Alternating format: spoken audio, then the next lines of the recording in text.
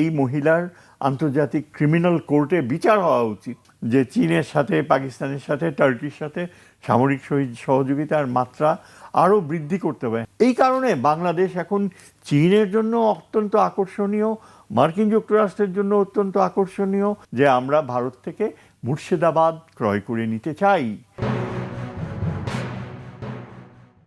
আমরা কোন পরিস্থিতিতে আছি, আমাদের অনেক নেগেটিভ জিনিস রয়েছে, আমরা ভেতরে অনেক বিভক্ত, নানা রকমের প্রবলেম রয়েছে। কিন্তু একটা জিনিস আপনি চিন্তা করেন, মাত্র 3 বছর আগে বা 4 বছর আগে যে দেশটি একটা বলতে গেলে ফেইল্ড স্টেটের অবস্থানে ছিল, কেননা তথাকথিত ওই ভুয়া প্রাইম মিনিস্টার, সে এত ক্রাইমস করেছে, জেনোসাইডাল অ্যাক্ট, যে আন্তর্জাতিকভাবে জাতিসংঘ থেকেই তারা প্রমাণ দিয়েছে, যে এমন এমন প্রমাণ যে এই মহিলার আন্তর্জাতিক ক্রিমিনাল কোর্টে বিচার হওয়া উচিত। এবং বাংলাদেশে একটা বড় অংশ তারা এই জেনোসাইডে অংশ নিয়ে তারা সাধারণ মানুষকে একেবারে জিম্মি করে রেখেছে। বাংলাদেশ ভারতের একটা কদর রাষ্ট্রে পরিণত হয়েছে। সেখানে আমরা একদম আইসোলেটেড ছিলাম। কোনো বিদেশি আপনার রাষ্ট্রপ্রধান, সরকার প্রধান বাংলাদেশে সহজে আসতেই চাইতো না, আসলেও কয়েক ঘন্টা থেকে চলে যেত।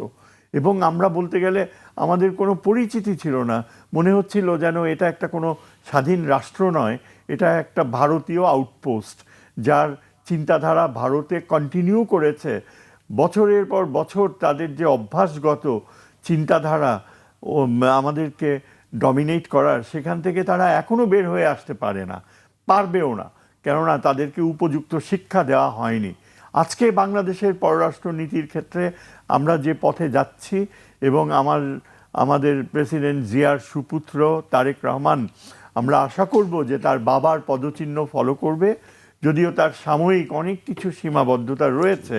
সেখানে আমরা কি করছি, আমাদের সামরিক বাহিনীকে গড়ে তুলছি।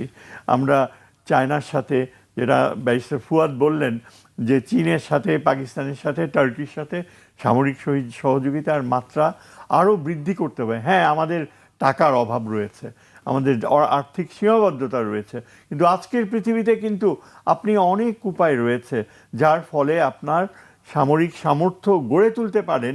কিছু কিছু জায়গায় আপনি লাভজনক কম্প্রোমাইজ করবেন।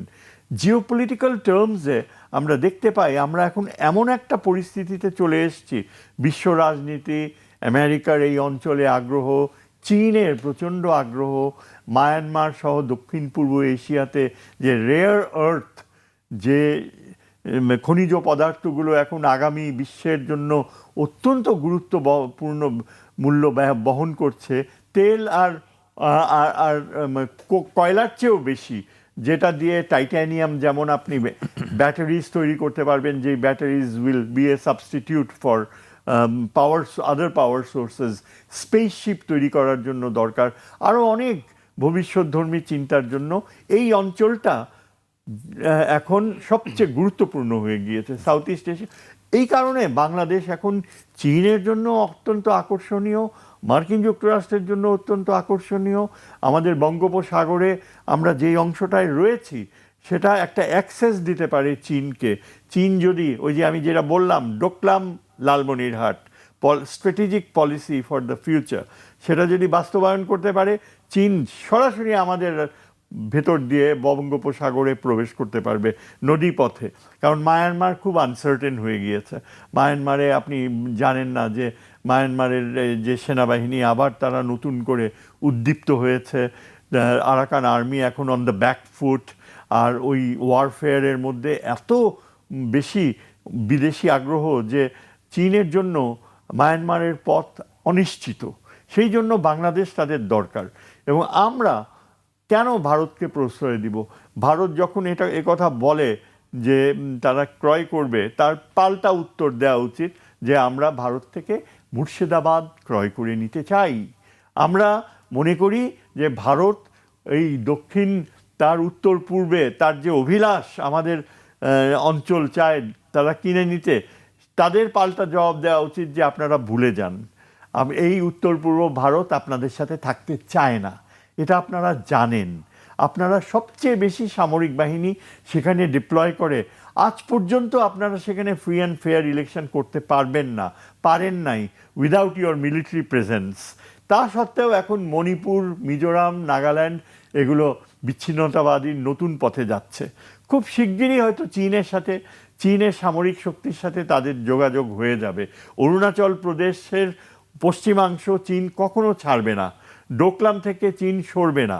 অনিবার্য ভারতের সাথে চীনের সংঘাত, এবং ভারতকে জানিয়ে দেওয়া উচিত যে সর্বোচ্চ পর্যায়ে আমরা চীনের সাথেই থাকব। আমরা উত্তর পূর্ব ভারতের মানুষের স্বাধীনতা সংগ্রামকে শ্রদ্ধা করি, আমরা আমাদের মতো তারাও স্বাধীন হতে চায়।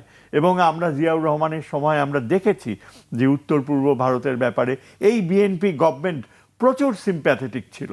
বিএনপির কতগুলা বেইমান এই পথ থেকে সরে যেয়ে এখন তারা বিশ্বাসঘাতকতা করছে উত্তর পূর্ব ভারতের মানুষের সাথে। তারা আমাদের ভাই, তারা ওই 1940 সালে আমাদের একত্রে হওয়ার কথা ছিল লাহোর প্রস্তাব অনুযায়ী। ঐতিহাসিকভাবে চিন্তা করলে আমাদের এখনও লেবেনসরম শুধু না, এটা ইরিডেন্টিস্ট ক্লেইমস আমরা বলি, ইরিডেন্টিস্ট ক্লেইমস আন্তর্জাতিক, যে আমরা হারানো অঞ্চল, এটা তো একটা প্রদেশ ছিল। আমরা উত্তর পূর্ব ভারত আর বলতে যেটা বোঝায় আর বাংলাদেশ মিলে সেটা ওই 1905 সালে আলাদা প্রদেশ করা হয়েছিল। সেটা তো তেমনভাবে থাকতে পারতো, নওয়াব সেলিমুল্লাহ চেয়েছিল যে সেভাবেই থাক। আজকে যদি তাই হতো তাহলে পুরা উত্তর পূর্ব ভারত জুড়ে বাংলাদেশের মুসলমান পপুলেশন থাকতো, এবং সেটা হতে পারে ভবিষ্যতে, হবে না কেন? হওয়ার মতো আমাদের সামরিক সামর্থ্য গড়ে তুলতে হবে। কাজেই ভারতকে এই উত্তর দিতে হবে। আমাদের আগামী দিনের পলিসি হবে যে আমরা সামরিক সামর্থ্য বাড়াবো, আমরা চীন থেকে উন্নত মানের বিমান কিনে, আমাদের pilots are the best in the subcontinent. Pakistan এয়ারফোর্সের মেরুদণ্ড ছিল এই বাংলাদেশের মুসলমান পাইলটরা। হ্যাঁ, অনেকের নাম বলা যায় যারা এখনও পাকিস্তান শ্রদ্ধার চোখে দেখে আমাদের বিমান বাহিনীর পাইলটদের। আমাদের সামরিক বাহিনীর এরা যদি সত্যিকার অর্থে অস্ত্র পায়, আমরা ওই ভারতের উত্তর পূর্ব ভারতের সাথে মোকাবেলা করতে কি চায়, ভারত আলটিমেটলি কি পারবে আমাদের সাথে মোকাবেলা করে যদি আমরা আন্তর্জাতিক সমর্থন পাই? এই সম্ভাবনাগুলো আমাদের সামনে এখন রয়েছে। স্যার, এবার একটু অন্যদিকে দৃষ্টি দিতে চাই। নেতানিয়াহুর বিষয়টি তুলছিলেন রাসূলুজ্জামান ফুদ। নেতানিয়াহুকে ট্রাম্প বলেছেন যে ইরানের সঙ্গে আবার যুদ্ধ জড়ালে তোমাকে একাই লড়তে হবে, আমরা নেই। ট্রাম্প বলেছেন, আমি বলেছি বিবি সাবধান হওয়া ভালো, অন্যথায় খুব শিগগিরই তুমি একা হয়ে পড়বে। হঠাৎ করে কয়েকদিন ধরে দেখছি আমরা নেতানিয়াহুকে ছেড়ে দিতে চাচ্ছেন ডোনাল্ড ট্রাম্প। এর কারণ কি স্যার? এর কারণ ট্রাম্প নিজেই কিন্তু কংগ্রেসে প্রচণ্ড মানে একটা অস্তিত্বজনিত সংকট ফেস করছে। কংগ্রেসের রিপাবলিকান পার্টিও তার পিছনে নেই এই যুদ্ধের ব্যাপারে। কংগ্রেসে ডেমোক্রেটরা তো নাই, রিপাবলিকান পার্টিও বেঁকে বসছে, এবং তার যে বিশাল বাজেট প্রেজেন্ট করেছিল রিপাবলিকান পার্টি সেটা অ্যাপ্রুভ করেনি এই যুদ্ধের ফিনান্সিংয়ের জন্য। কাজে আপনি দেখেন ট্রাম্প কিন্তু এখন অনেক চুপ হয়ে গিয়েছে, এবং তার সমস্ত রাগ যে পড়েছে এই নেতানিয়াহুর উপর। সে এটা স্বীকার করুক আর না করুক, ইরানকে এখন প্রেসিডেন্ট ট্রাম্প কিন্তু শ্রদ্ধা করে, এতে কোনো সন্দেহ নাই। এবং কারণ তার কথাবার্তাই বোঝা যায় যে ভবিষ্যতে ইরান আমাদেরকে যদি ওইটা ফেরত দিয়ে দেয়, আমি ইরানের সাথে সম্পর্ক করব, নিউক্লিয়ার ওয়েপন বানাবে না। কিন্তু কই, এখনও তো ইরান ফেরত দেওয়ার কথা মোটেও প্রশ্রয় দেয়নি। ইরানের নেতৃত্ব এখন তারা সার্থকভাবে চলছে, আর ইসরায়েল এখন অ্যাবসলিউটলি মানে নেগেটিভ। তাদের যা শোনা যাচ্ছিল যে ইসরায়েলের সাথে নাকি টার্কির যুদ্ধে লিপ্ত হওয়ার সম্ভাবনা। টার্কি যদি একবার লিপ্ত হয় তাহলে ইসরায়েল আর অস্তিত্ব থাকবে না। কারণ টার্কি কি জিনিস, ইরান কিছুটা আইসোলেটেড ছিল, টার্কি আইসোলেটেড না। Turkey is a NATO member, এবং ইভেন কি নিউক্লিয়ার ওয়েপন্স স্টোর করা রয়েছে টার্কিতে, এবং টার্কি ডিফাই করে। নেটো তাকে যেভাবে চলতে বলে ইসরায়েলের পক্ষে, টার্কি পাত্তাও দেয় না। টার্কি অত্যন্ত স্বাধীনতা প্রিয় দেশ। তার ইসরায়েল যদি এখন নেতানিয়াহু যদি টার্কিকে এখন খোঁচায়, that will be the end of Israel আমি মনে করি, ইরান আর ইরাক মিলে।